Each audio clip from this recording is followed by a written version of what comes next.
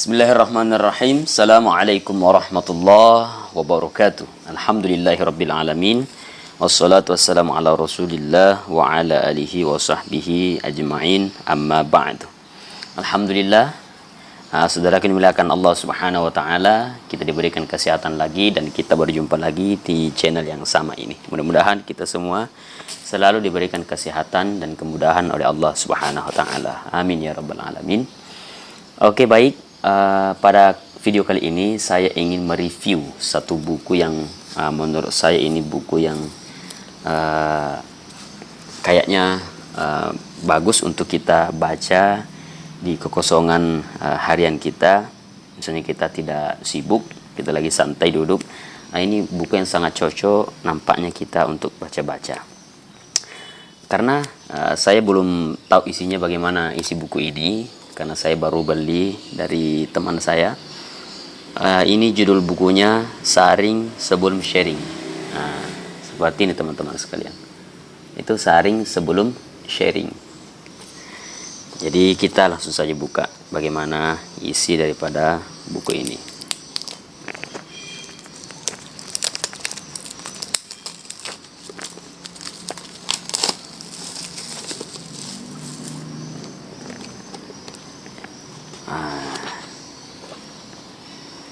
Jadi ini contoh isinya beserta dengan ayat dan hadis. Dan di sini di luar dikatakan pilih hadis sahih, teladani kisah Nabi Muhammad SAW dan lawan berita hoak. Jadi kita akan coba nanti kalau ada kesempatan kita bacakan satu persatu daripada judul buku ini. Kita baca di luarnya saja dulu ya. Buku ini berhasil mengisahkan kehidupan Rasulullah Sallallahu Alaihi Wasallam yang merupakan cerminan Al-Quran. Ya, sharing sebelum sharing. Pilih hadis sahih. Ya, kita sudah baca tadi.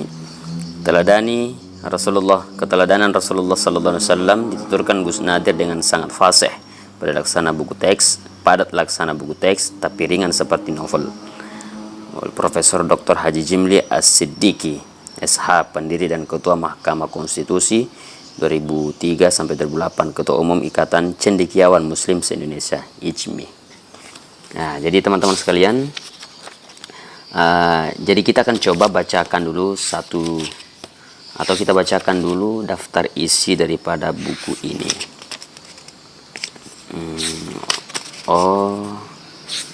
Nah, jadi daftar isinya seperti ini teman-teman sekalian. Ya.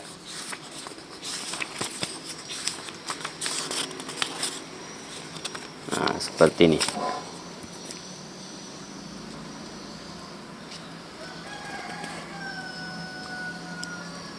Nah, ini daftar isi. Ini daftar isi. Nah, modelnya seperti ini teman-teman. Bagian 1, Nabi Muhammad Sallallahu Alaihi Wasallam dalam kitab hadis. Jadi isinya bagian 1 itu. Yang pertama, 1, bagaimana memahami hadis Nabi SAW. Kedua, perbedaan makna dan status sebuah hadis. Ketiga, belajar sunnah Nabi SAW dari Imam Syafi'i bin Al-Midi. Keempat, apakah semua perbuatan Nabi SAW wajib kita ikuti. Jadi nampaknya ini seru teman-teman sekalian isi daripada buku ini dan sangat dalam maknanya kelihatannya. Dan coba kita cari bagian terpenting daripada buku ini yang ingin coba kita bacakan.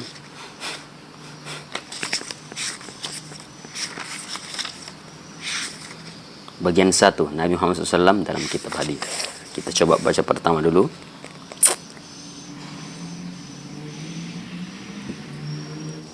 Jadi kita bacakan sedikit ya teman-teman sekalian.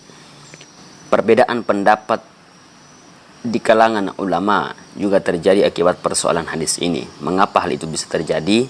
Jadi ada dua persoalan, ada dua penyebab kenapa perbedaan itu terjadi. Yang pertama, tidak seperti Al-Quran, hadis Nabi Sallallahu Alaihi Wasallam tersebar dalam 9 kitab hadis utama atau primer, disebut dengan Al-Kutub Al-Tis'ah, dan sejumlah kitab hadis sekunder.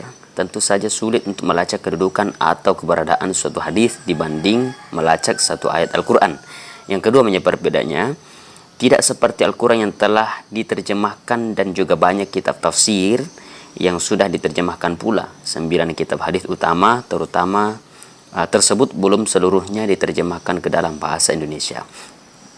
Kemuskilan semakin bertambah mengingat kitab syarah penjelasan dari masing-masing kitab utama tersebut belum pula diterjemahkan ke dalam bahasa Indonesia. Soalnya, memang repot menerjemahkan berjilid-jilid kitab-kitab tersebut.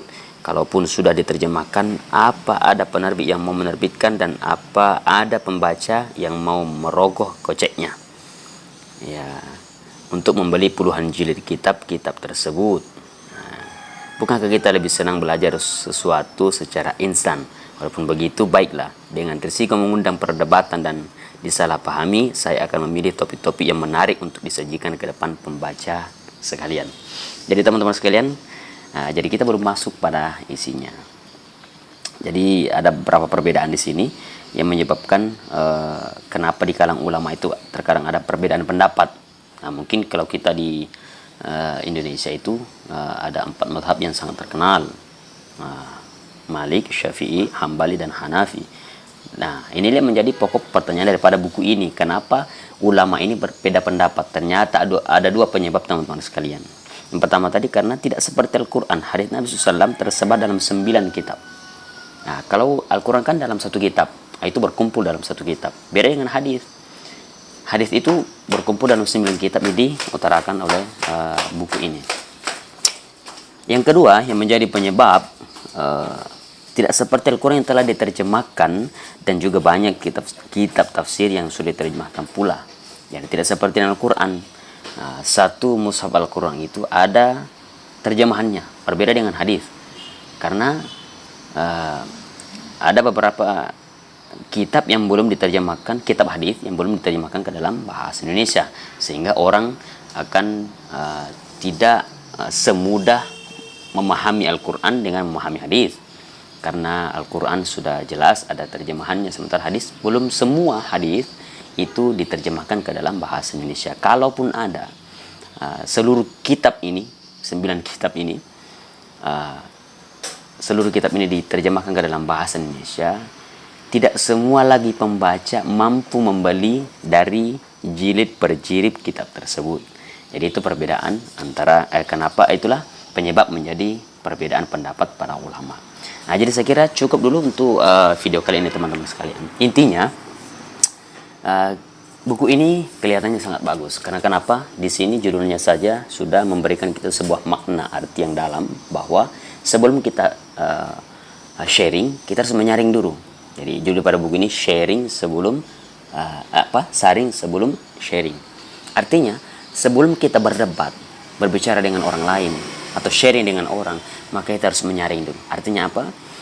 Sesuatu yang ingin kita utarakan terhadap sahabat kita, teman berdebat kita, teman sharing kita, maka kita harus menyaring mana kalimat yang harus kita lepaskan, mana kata-kata yang harus kita ucapkan, sehingga tidak ada